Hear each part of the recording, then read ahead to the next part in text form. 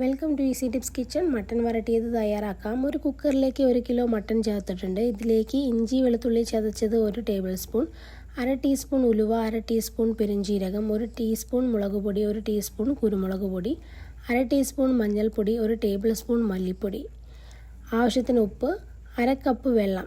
ഇവയെല്ലാം കൂടെ ചേർത്ത് കൈകൊണ്ട് നന്നായിട്ട് ഇളക്കി യോജിപ്പിച്ച ശേഷം കുക്കറിൽ നന്നായിട്ട് വേവിച്ചെടുക്കുക.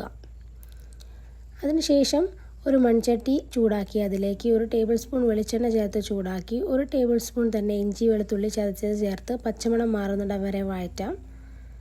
ശേഷം 2 സവാള ചെറുതായിട്ട് അരിഞ്ഞത് ചേർത്ത് വഴറ്റി കൊടുക്കാം. സവാള നന്നായിട്ട് വഴന്നു വന്നതിന് ശേഷം 2 തക്കാളി ചെറുതായിട്ട് അരിഞ്ഞതും ചേർത്ത് ഇളക്കി അടച്ചു വെച്ച് വേവിക്കാം.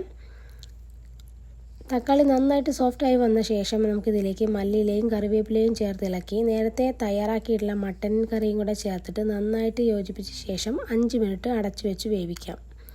ഇടയ്ക്ക് ഇളക്കി കൊടുക്കാൻ മറക്കരുത്.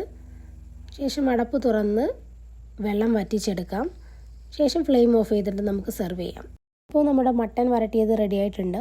അപ്പോൾ ഇന്നത്തെ വീഡിയോ ഇഷ്ടമായിട്ടുണ്ടെങ്കിൽ ലൈക്ക് ചെയ്യാനും ഷെയർ ചെയ്യാനും സബ്സ്ക്രൈബ് ചെയ്യാനും മറക്കരുത്. Thanks for watching easy tips kitchen.